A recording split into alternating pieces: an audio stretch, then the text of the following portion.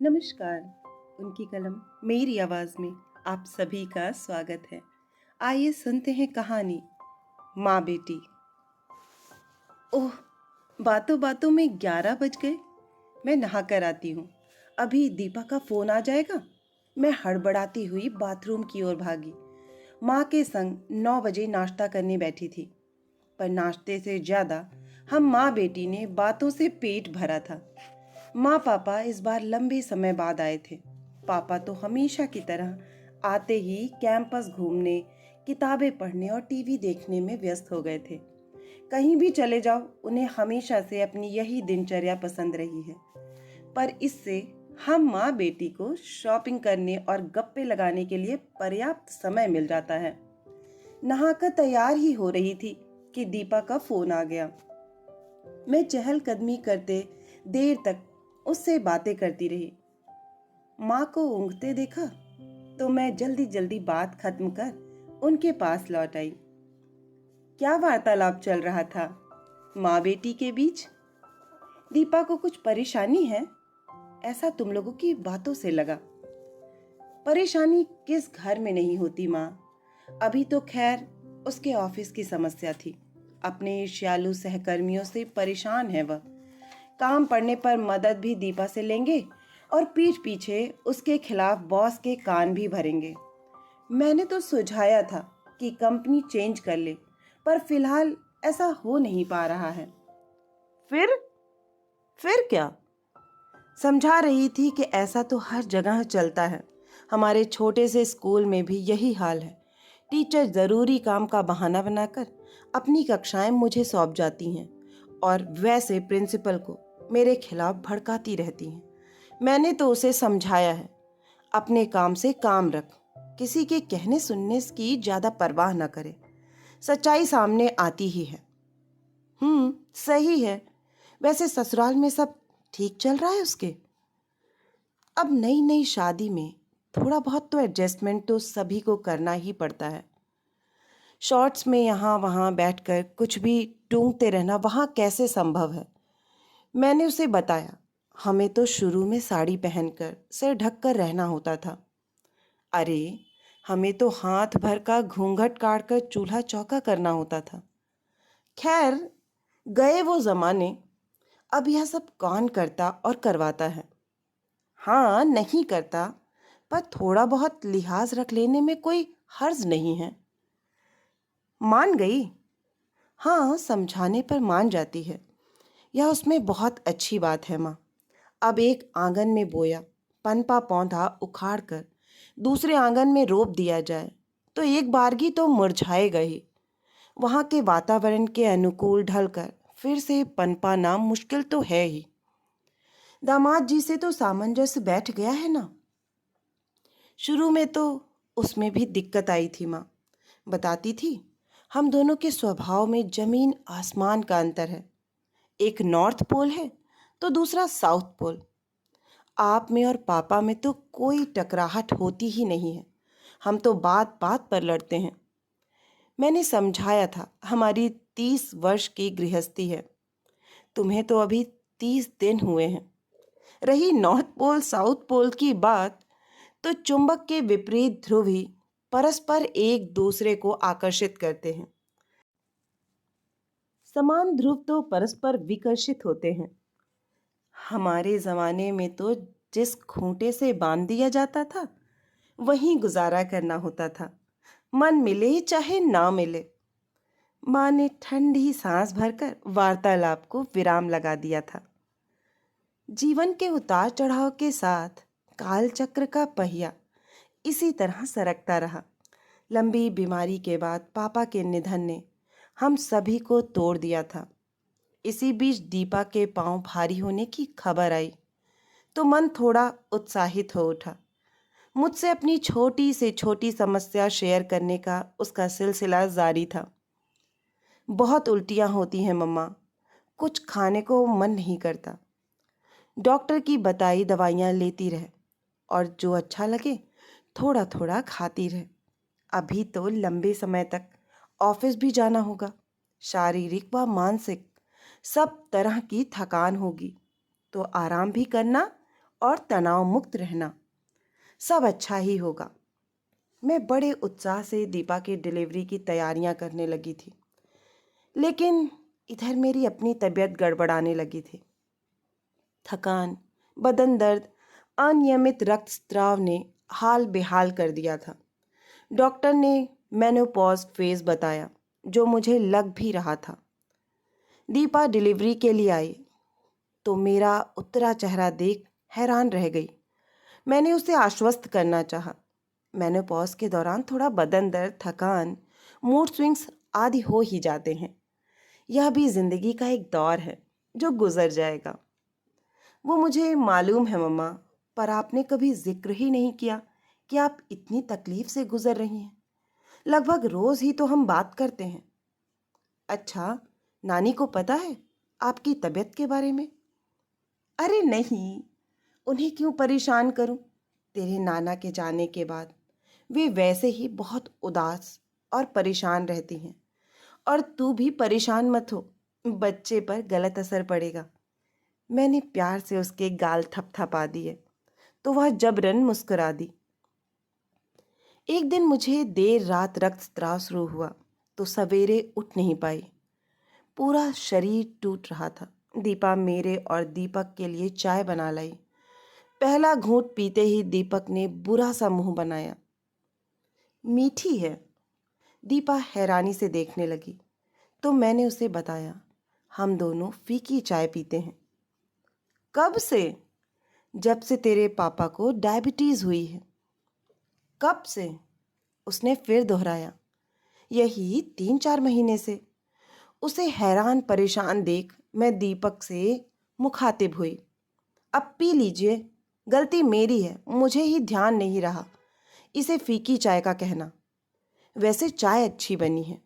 मैंने तारीफ करके दीपा का उखड़ा मूड ठीक करना चाहा, पर वह गंभीर बनी रही।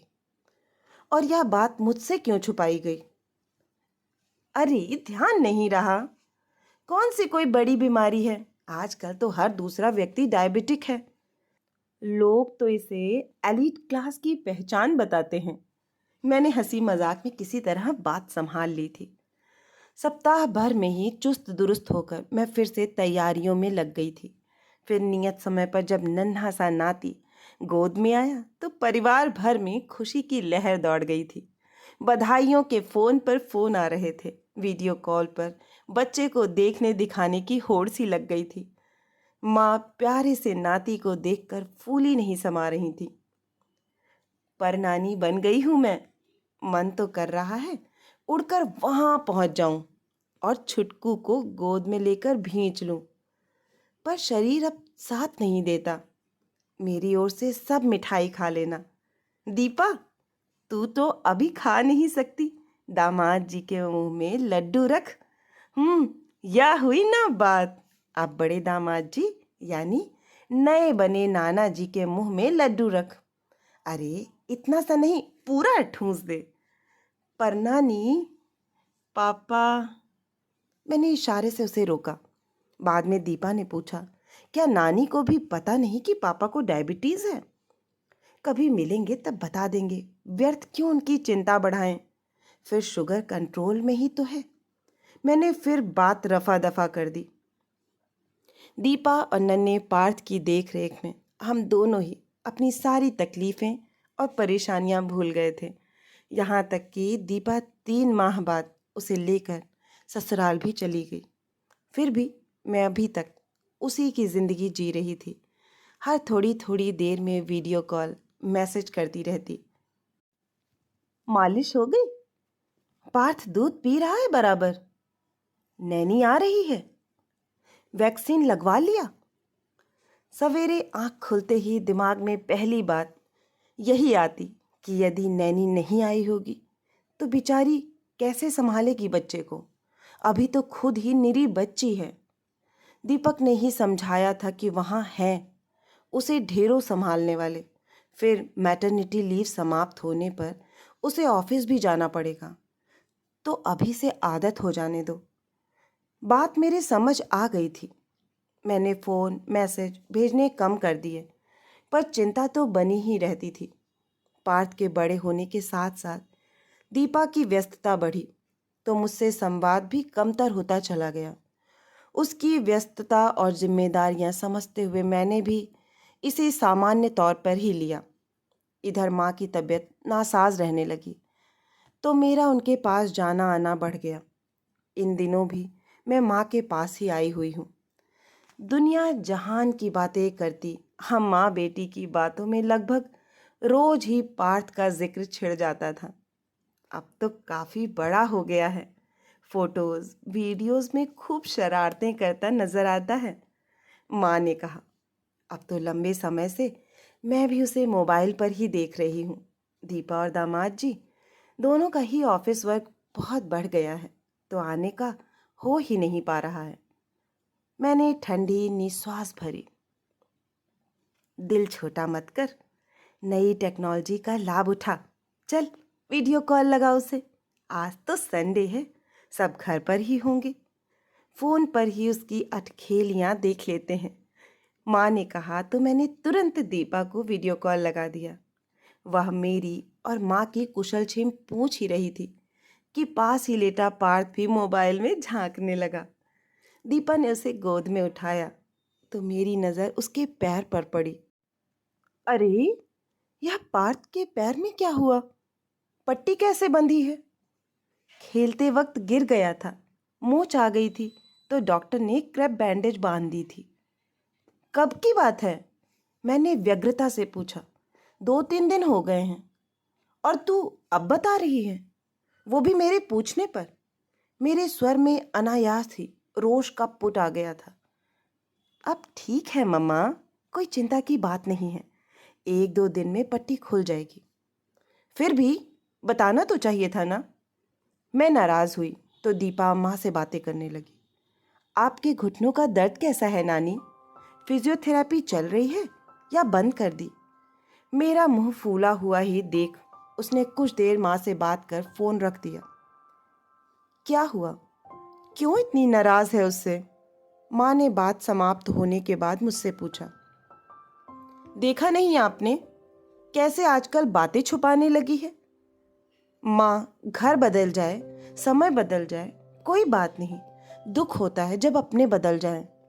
कुछ समय पूर्व छटनी में दामाद जी की नौकरी चली गई थी। हमें भनक तक नहीं लगने दी। हालांकि 2-3 महीनों में ही उन्हें पहले से बेहतर नौकरी मिल गई थी। तब बातों बातों में एक दिन बताया उसने। हम क्या इतने पराये हो गए हैं उसके लिए माँ? पहले कैसे छोटी छोटी बातें शेयर करती थी, ऐसा लगता था शादी करके सिर्फ भौतिक रूप से विदा हुई है, दिल से तो अभी भी यही है, पर अब तो सचमुच पराई हो गई है। दुख और आवेश में मेरा स्वर भीग उठा था। पराई नहीं, परिपक्व हो गई है, शेयर नहीं केयर करना सीख गई है हमारी लाडली। बढ़ती उम्र और अनुभव के साथ साथ जैसे तू मेरी माँ बनती जा रही है, वैसे ही वह तेरी माँ बनती जा रही है। मैं हतप्रभ से माँ को निहार रही थी। शांत सौम्य चेहरे की एक एक झुर्री माँ बेटी के रिश्ते का सूक्ष्म, गहन और मनोवैज्ञानिक विश्लेषण करती प्रतीत हो रही थी। मानो कह रही हो, बहुत कुछ सिखाया जिंदगी के सफर ने अनजाने में, वो किताबों में दर्ज था ही नहीं जो पढ़ाया सबक जमाने ने। आशा है कि यह हृदय स्पर्शी कहानी आपको बहुत ही पसंद आई होगी। अगर पसंद आई है तो एक लाइक करें, अपनों के साथ शेयर करें, और हाँ, अगर आप इसी तरह की मनोरंजक कहानियाँ सुनना चाहते हैं तो इस चैनल से जुड़ना ना भूलें और इसे सब्सक्राइब करें। फिर मिलती हूँ एक नई कहानी या कविता के साथ। तब तक के लिए आप सभी का कहानी सुनने के लिए बहुत बहुत धन्यवाद।